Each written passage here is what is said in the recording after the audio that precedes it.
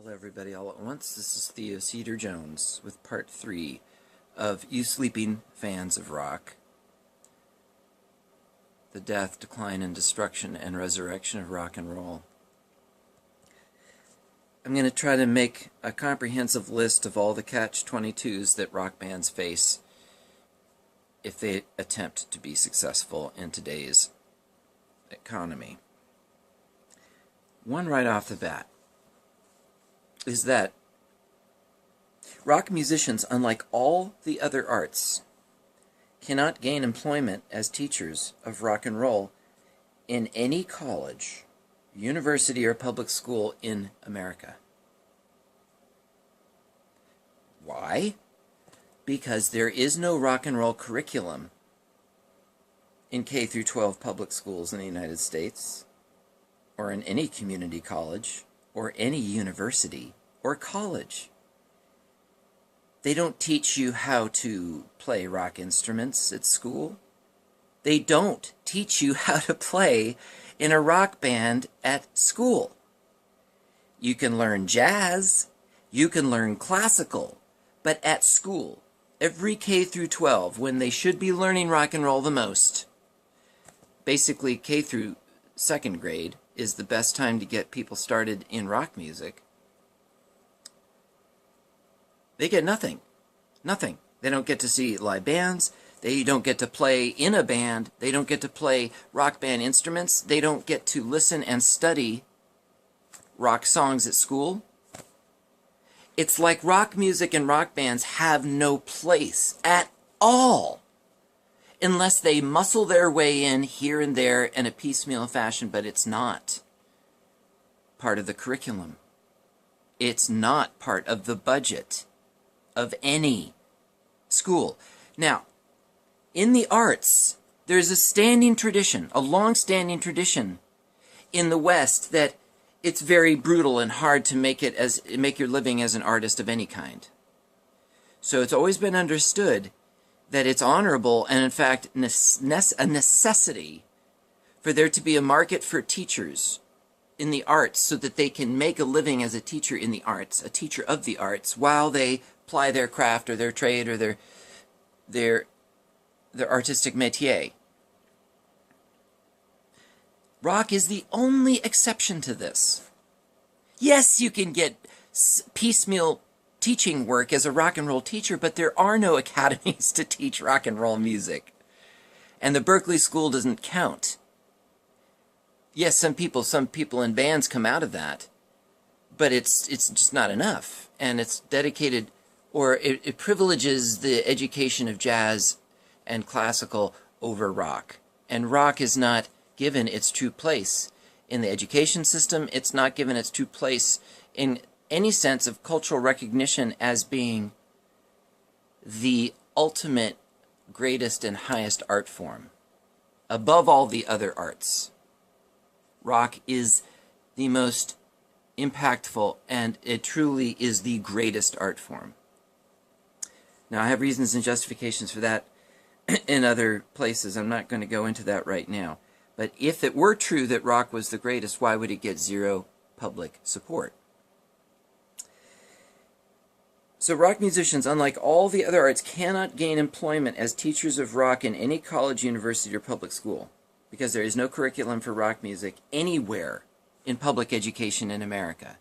It's been blacklisted, banished, excluded, barred, as though it doesn't exist, as though a kind of almost communistic whitewashing, a blanching, a destruction of the sheer legacy of it has been expunged. There's been an ethnic cleansing. There might be a little bit of academic study of rock and roll here and there in universities, but that's not the same as encouraging youth to start their own bands and really learn to ply their trade. That's a very removed and academic and abstracted form of consideration, and very often very ironic and snide and dismissive of the sheer ordeal of being an artist and living an artist in this culture, living as an artist in this culture, which is the most terrifying thing you could possibly do, other than having children.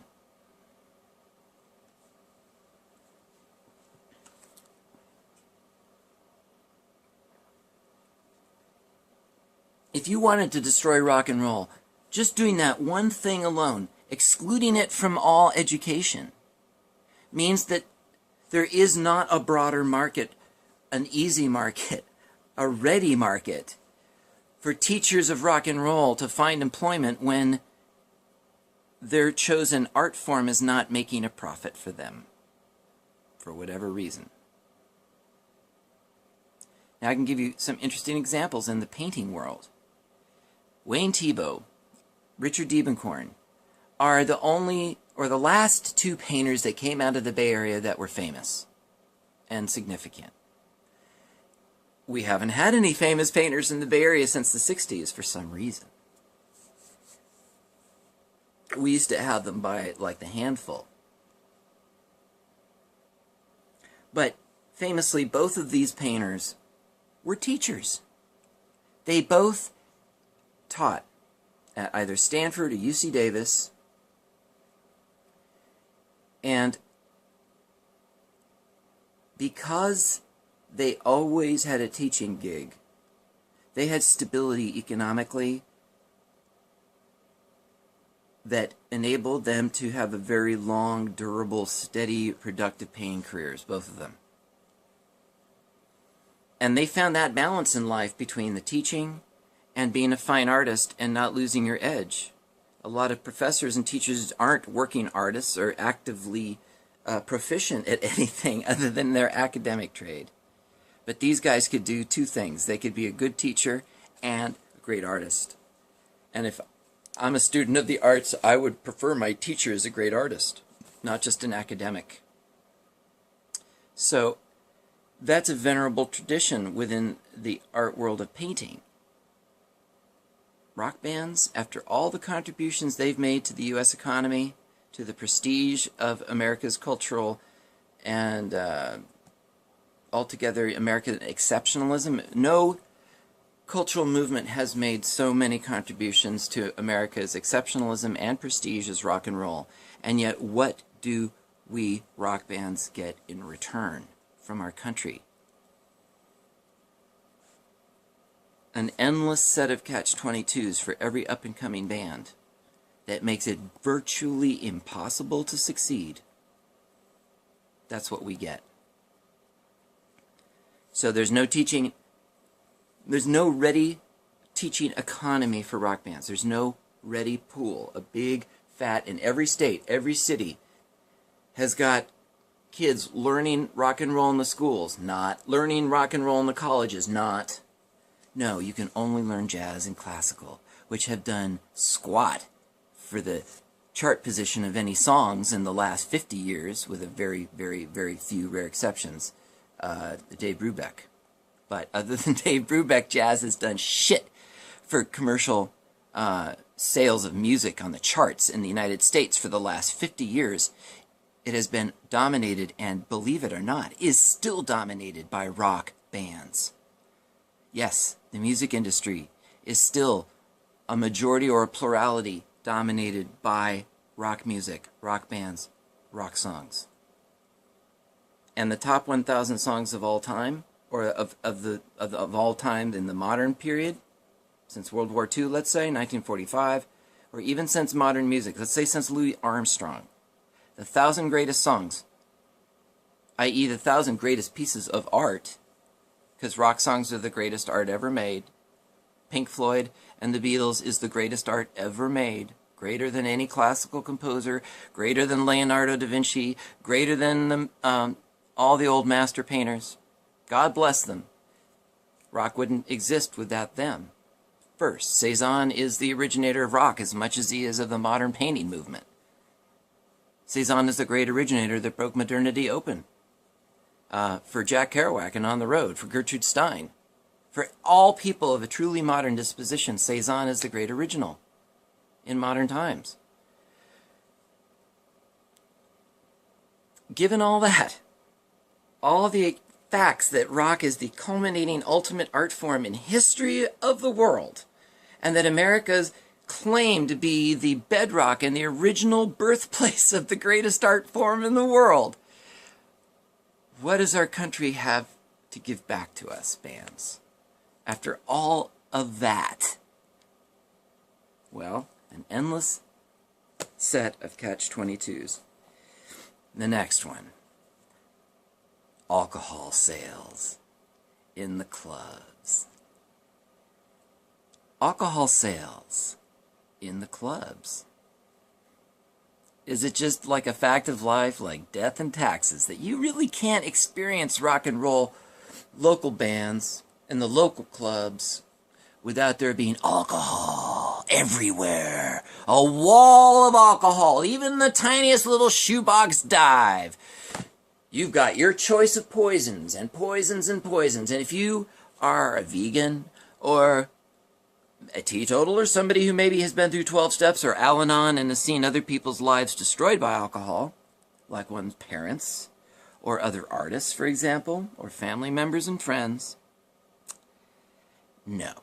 They might have something like some canned pineapple juice with seltzer water for you stupid, pathetic health freak who doesn't want to drink an array of poisons. That's all the Illuminati has for you in their local rock scene in every city of the Union. That is by design. It is the most destructive, the most vile, the most toxic and dark satanic thing to do.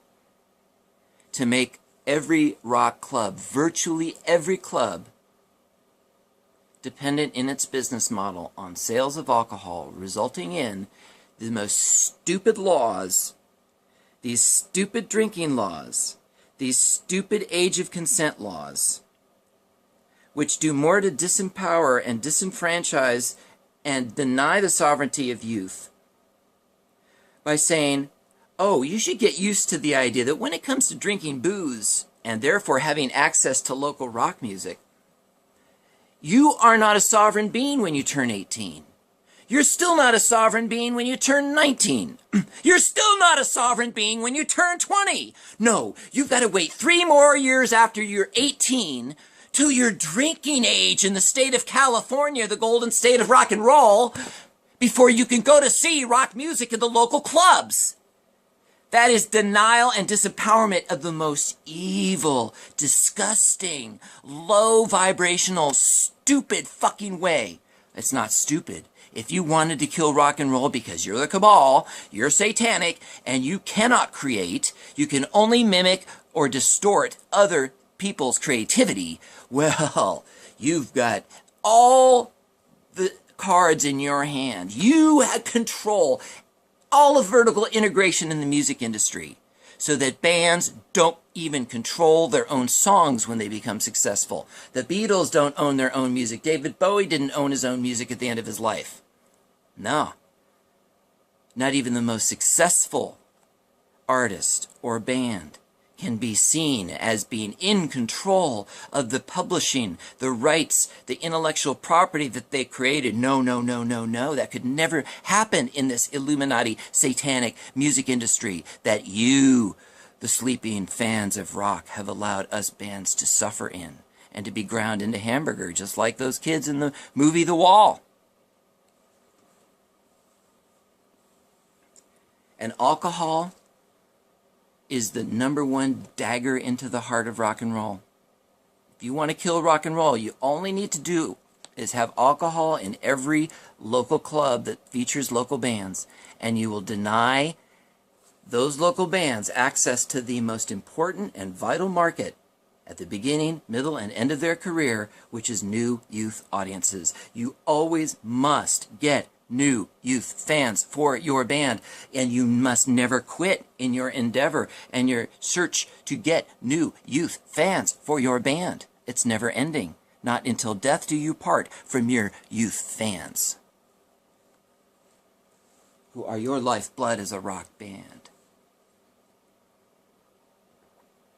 But if you control, like the mafia tentacles that control the live entertainment industry in your town, the sick Freemasonic twerps that work behind the scenes with the Democratic Party in the state of California to control virtually every club, every nightlife venue, every aspect of our cultural commons and nightlife is under the tentacles of these disgusting Mafioso. Fuck faces of the Democratic Party. Fuck you. Fuck you. And you sleeping fans of rock and roll. So, I could go on about the alcohol thing and go on statistics of how fantastically, fabulously, amazingly effective alcohol is as a tool of the cabal to keep us all divided, destroying each other, stupefied, and make it impossible for rock bands to gain access to youth, face to face, in the brawling pit of rock and roll, in the vital, juicy, face to face, raw, essential experience of live rock music, and the youth. You know that's the crucible that has always been radical in rock music, is the screaming, orgasmic, ecstatic, unbridled fury of youth, screaming for the Beatlemania of their time. That mania, that ecstasy, is the birthright of people. It's the birthright of youth. And it's the lifeblood of the rock music economy. If you don't recognize that, if you don't defend that, if you don't guard and safeguard the vital source of life for rock bands, you will reap the harvest you have sown. Which is a boatload of bullshit, bad music. 20 years virtually of shitty so-called rock bands who are third-rate. I don't even want to name names. It's been slowly downhill since Coldplay, which is a third-rate copy of satanic bands like OK, Computer Fuck Faces, Radiohead, and the worst of the worst, U2 and Bono, who sold us out so hard and so bad.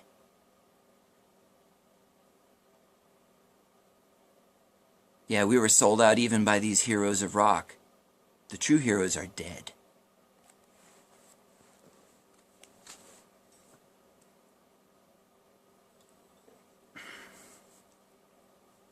And just as an adjunct to this hideously dark satanic thing of having alcohol in every local club, except for the tiny minority of all ages clubs, is that you can't not get a healthy drink or a healthy food item.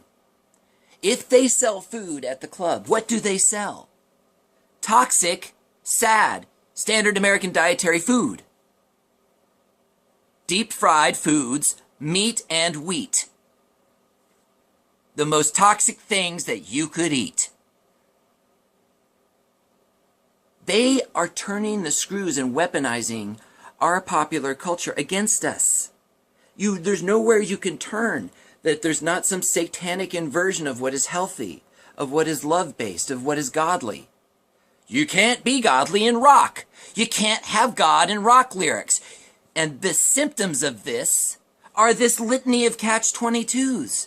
The rock is so threatening to the status quo of the satanic Illuminati, New World Order, globalist fuckheads that they had to use all their dirty tricks to suppress, destroy, divert it. And here goes the list. Alcohol, thirdly, creates this built-in transit problem. For example, in the Bay Area, Catch-22, one of the biggest, fattest Catch-22s, and it's just been that lamprey 3-foot leech on the neck of rock, sucking the fucking vital life essence out of rock in the Bay Area, is that the drinking law says you can booze it up till 2 a.m., all around the Bay Area. But the BART train that services the public transit of the Bay Area runs till midnight. Well, we've got to fix the tracks. We're so stupid and incompetent at Caltrans or whoever runs BART that we can't work out a schedule that supports nightlife and runs till 4 a.m., let's say, on Thursdays through Saturday. And fix the tracks, you stupid whack son of a bitch, fucking punk-ass, unionized suck-ass motherfuckers. Work around the needs of the commons, the people, and our culture. Oh, you Bart fuckers, you satanic little weasels of the Democratic Party, how I want you to know the harm you've caused by never featuring in any BART station a single commercial advertisement for a local rock band. I've never seen one in my fucking 50 years plus of life in the Bay Area. It's disgusting how much you show your contempt, your dismissiveness, your hatred. You BART train fuckers.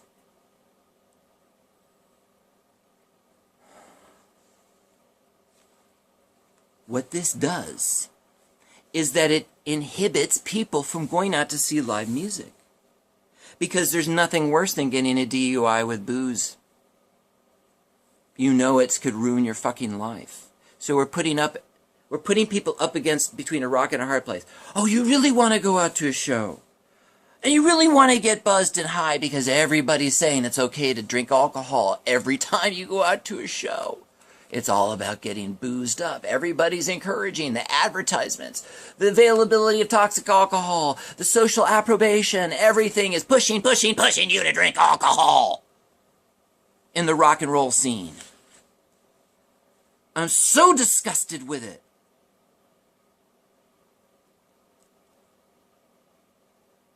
But what it does is it puts the fear into you. If you're the rock fan, you want to go out to see music. You know you're going to be tempted to drink alcohol. You know you're going to have to drive home at 2 a.m. And they're going to flush everybody out of the nightclubs and the arenas and everything at 2 a.m. all around the Bay Area. And there's going to be a statistical likelihood that a bunch of those people are going to be high, drunk, and driving.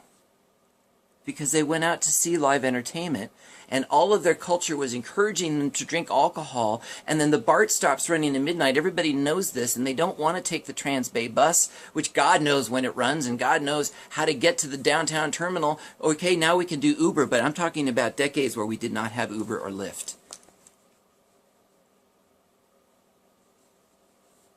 And Uber and Lyft is making things better. But we still are dealing with a legacy of these decades of a transit system that is absolutely weaponized against nightlife, against a healthy rock and roll economy. It's sabotaging us to do this, to make people get flushed out of the clubs at 2 a.m. and they're high and drunk. It's a fucking built-in obsolescence, social public health disaster every night of the week. It's war. It's culture war. It's how you destroy rock music, which is the apex and the greatest expression that humans have got. It ain't religion. It ain't the moon mission. It ain't how much steel and automobiles a country can make. It's not how much soybeans you can grow. I'm sorry, it's not. It's rock and fucking roll. That's what makes America great. It's the only good thing we've fucking got, except the civil rights movements, which all got their brains blown out.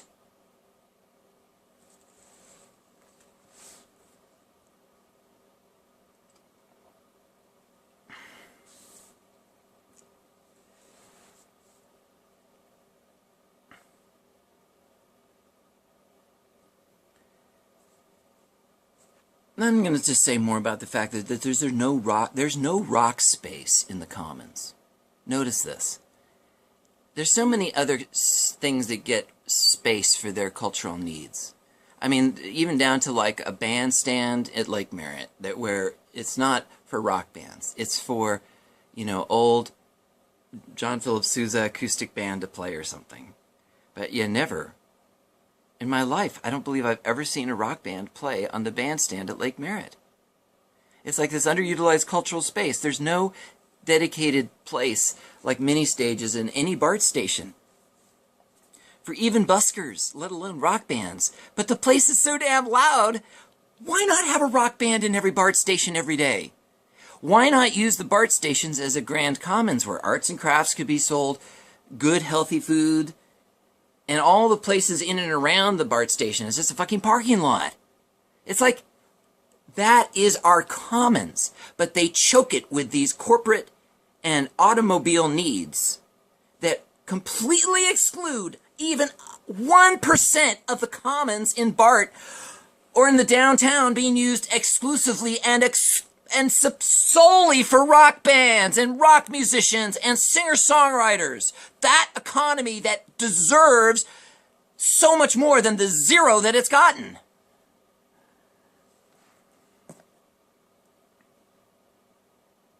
So there's no rock space in the commons. Just basic number one, right there. You can't see an advertisement anywhere in a bus stop, anywhere inside the BART stations, anywhere in downtown Oakland, downtown Berkeley. You never see the cultural presence of local bands.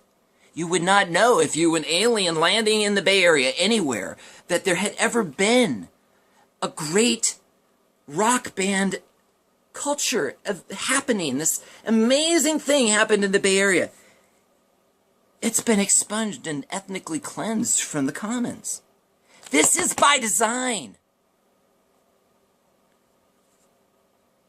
How could you deny rock music more of an adequate and fair amount of space in all aspects of our society? Why wouldn't it be elevated and celebrated according to its achievements, its contributions, and its prestige that has lent our country? Why not?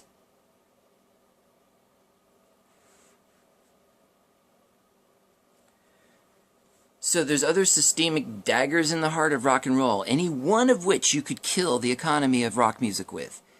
Here's two more. Our fans, our bands, our teachers of rock music, they're all wage slaves and debt slaves, like everybody else. It is particularly disastrous and harmful how student debt has forced potential artists to be completely unable to develop their trade, their craft, and their art, or been so held back that they just can't do it enough to make that big creative jump towards greatness as an artist. They can't get to their own personal greatness because they can never reach that threshold of intensity and maintain it long enough to get over the hump of their own resistance and the societal resistance to their work. Student debt. You could destroy rock and roll just with that. Add to that wage slavery. This idea that not only is it impossible just to have a full-time job as a monogamous couple, both of them working and having children, there's so many pitfalls to that built into our weaponized economy that if you actually added to that one or more of the couple wanted to be an artist and musician in a rock band, are you kidding me? You have to face all these obstacles. Debt slavery, wage slavery, the lack of teaching jobs in rock and roll.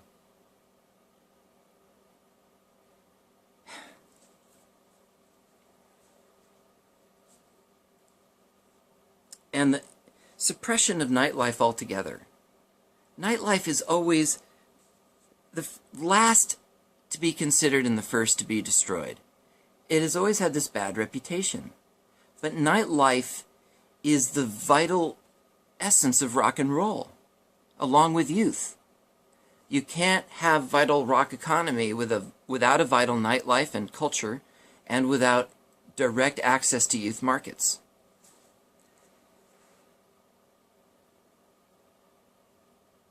Basically,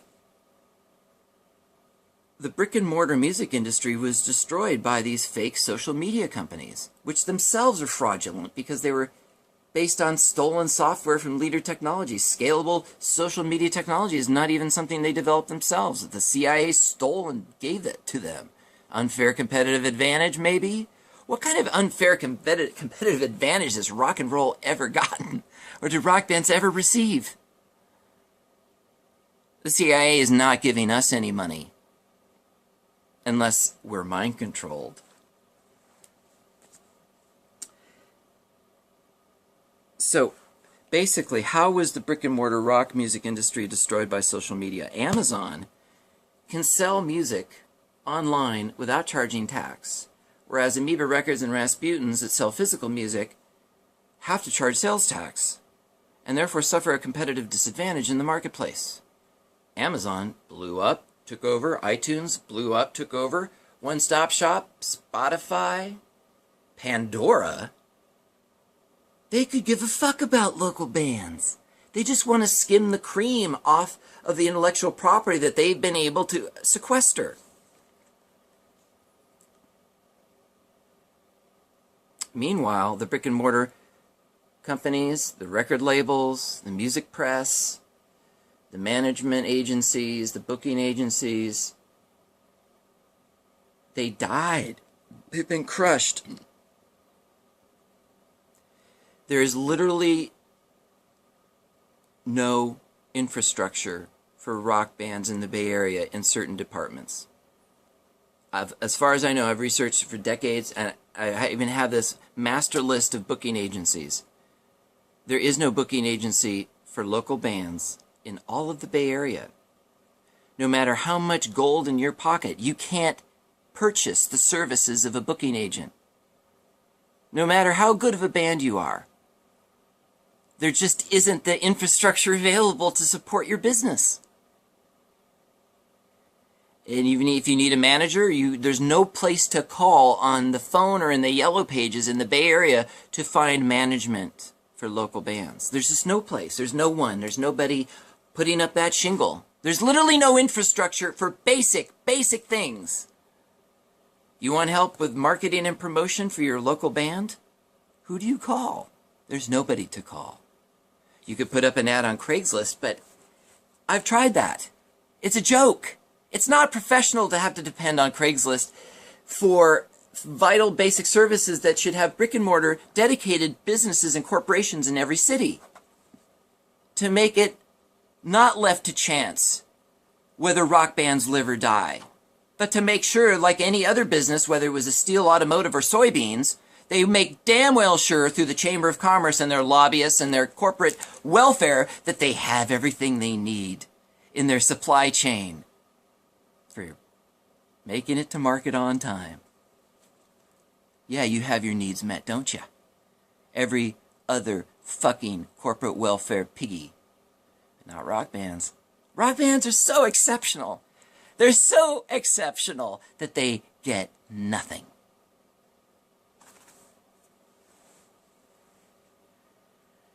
So there's been a destruction of the brick and mortar rock industry. There's no infrastructure except for we have one hourly rehearsal space left in the East Bay.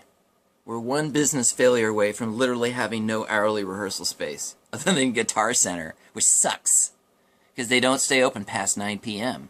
So if you're a working band, you work till 5 or 6, you get home, you kiss the children, you do some other stuff to get some food, but you still have to get your equipment and then commute to the rehearsal space. There's no way to get started before 7:30. And they want you out by 9?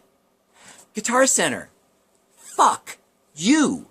And for more reasons than that, Guitar Center. Fuck you.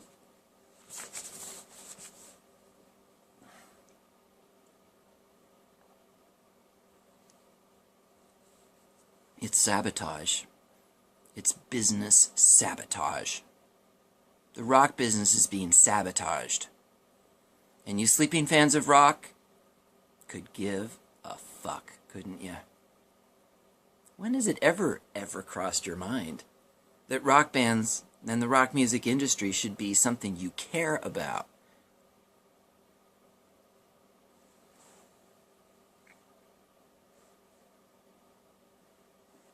Another great, an amazing, devastating dagger into the heart of rock and roll is that social media and Napster and digital downloads have caused the death or demise or reduction, severe reduction, in physical music media.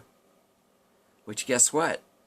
That's another source of life, essential life, to rock bands who used to be able to sell their cassettes at shows, used to be able to sell their vinyl records at shows, and their CDs at shows, and they still do, of course. But thanks to social media and this unregulated so-called free market capitalism that you conservatives love to tout, how did that free market, so-called, serve rock bands when it came to having the very physical products that they could sell at live shows taken away from them? What are we supposed to do at live shows? Hey, go to our iTunes and pay for 99 cents if you can remember when you get home. No, when you're at the show and people are all hot and heavy after they've seen you, they've had a religious experience, they're converted to the band. You've got 30 minutes to close the deal and get some kind of hot pocky in their little hot hands. A physical piece of music media in their hot little hands. But no, you stupid robber barons of the digital music marketplace were perfectly happy to steal that from us, to destroy and undermine our livelihood, which is physical media for music. You didn't make any provision for that as you just ramrodded your little digital fucking system down our throat. We could have kept our cassette players and digitized them with a third-party device that has an analog digital converter in it. AD converters could have been adapted to phonographs, adapted to cassette players, and CD players already have it, but they just needed a USB. All of these physical media hardware players should have been celebrated, improved, but kept, and merely have this additional USB AD converter device added onto them. You don't have this reductive, horrible Steve Jobs minimalism where everything gets virtualized endlessly down until the human being itself is a robotized piece of minimalist, faceless, flavorless software. That's where it's headed. You want to be robotized by Apple? Stupid fucks. Wake up.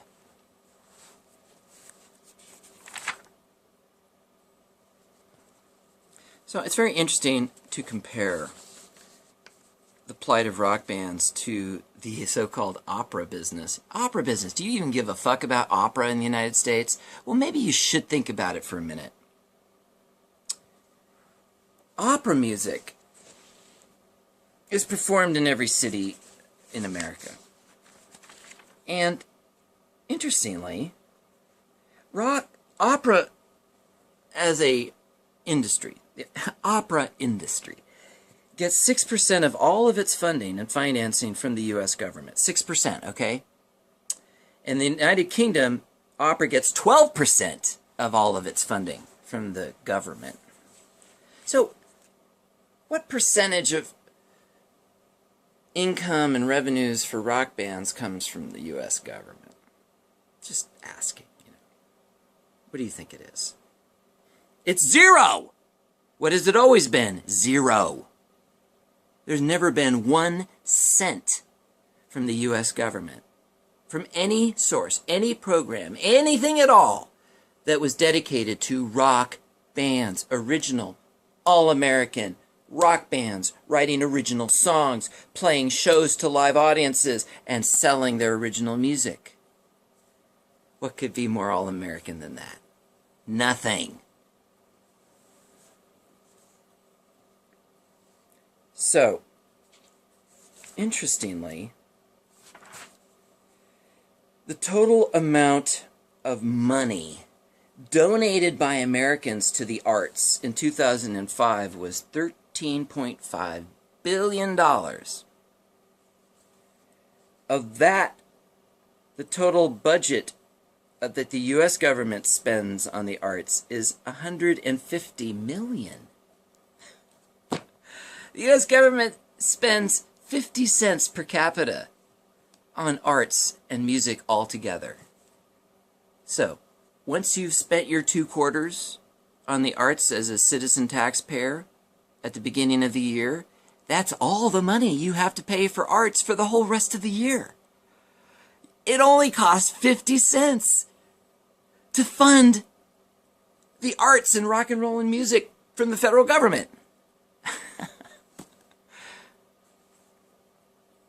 Of course, rock bands get none of that. So of the $13.5 billion that was donated by Americans to the arts in 2005, 75% came from individual donors, 25% came from foundations, endowments, and corporations. Now, foundations and endowments are incredibly important to opera companies, theater companies, and major universities. In fact, I would say there's this massive tax evasion scam, money laundering scams, going on with foundations and endowments because they're so massive. Just Google Harvard endowment when you get a chance. And ask yourself, why does Harvard have an endowment that's bigger than some African countries? So there's some kind of scam where these insiders and elites who know how to game the system understand that there is no free market. You need these endowments. You need these foundations. You need tax breaks from the government. You need lobbyists to give you special perks from taxpayer dollars.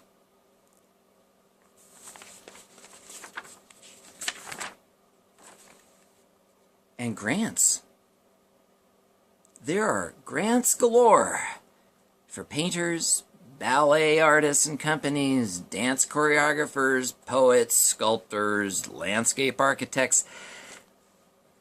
Every fucking thing under the sun that you can make with your hands, except that one art form that's contributed more to the U.S. economy than any other art form. Rock music. There is no grant from sea to shining sea in the United States to be had for rock bands. If you're into jazz, if you're into classical, there's money. If you're a rock band, are you kidding me? Are you kidding me? Have you ever imagined or heard of it? It's like a joke to even think that a rock band would ever gain access to grant money or endowments or foundation money or corporate money or tax breaks from the government or research and development funding from the government like Big Pharma gets. Or even money the farmers get to grow nothing. Can you imagine them paying rock bands to, like, not write songs or something? It's just, it's absurd. Rock bands get none of this.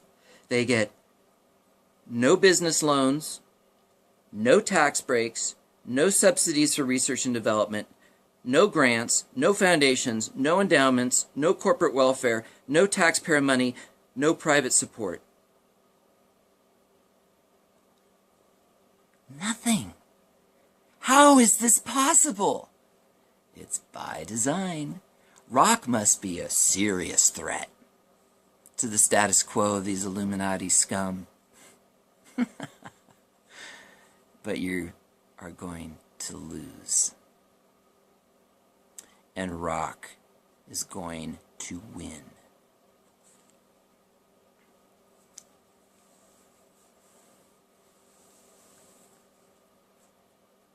Here's another thing.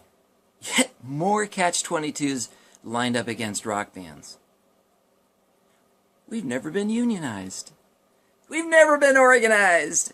Because, hey, we like being exploited by record labels and having the most worst egregious record contracts impossible, written by Satan, who we get to sign our life away to these evil fuckers, and then they'll rape us, too. And they'll threaten our family if we don't go along with their mind control and secret society bullshit. That's much worse than just lousy contracts.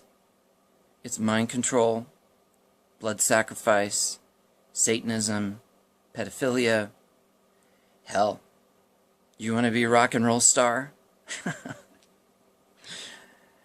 Every conceivable dirty trick will be put against you if you dare to be for God or the truth as a rock musician.